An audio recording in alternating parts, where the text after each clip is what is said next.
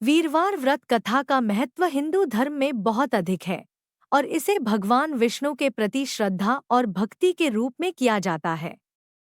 वीरवार का व्रत मुख्य रूप से भगवान बृहस्पति, गुरु और भगवान विष्णु को समर्पित होता है, जिनसे जीवन में सुख, समृद्धि और सफलता की प्राप्ति होती है।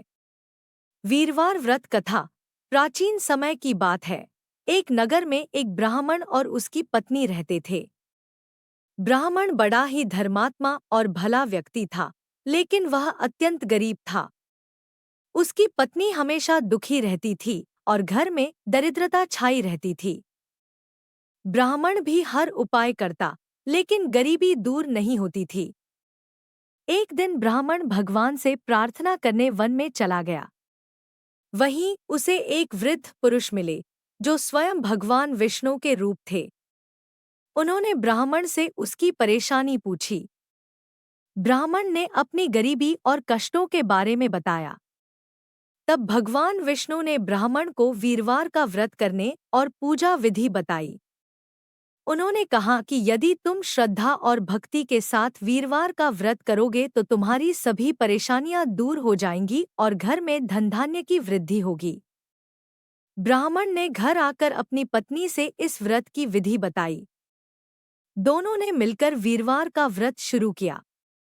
कुछ ही समय में उनके घर की गरीबी दूर हो गई और वे सुख समृद्धि से रहने लगे। इस प्रकार वीरवार का व्रत उनके जीवन में समृद्धि और खुशहाली लेकर आया। व्रत की विधि: 1. प्रातः स्नान कर स्वच्छ वस्त्र धारण करें। 2. भगवान विष्णु और बृहस्पति देव की पूजा करें। पीले फूल, पीला वस्त्र, चने की दाल और गुड़ का भोग चढ़ाएं। 3.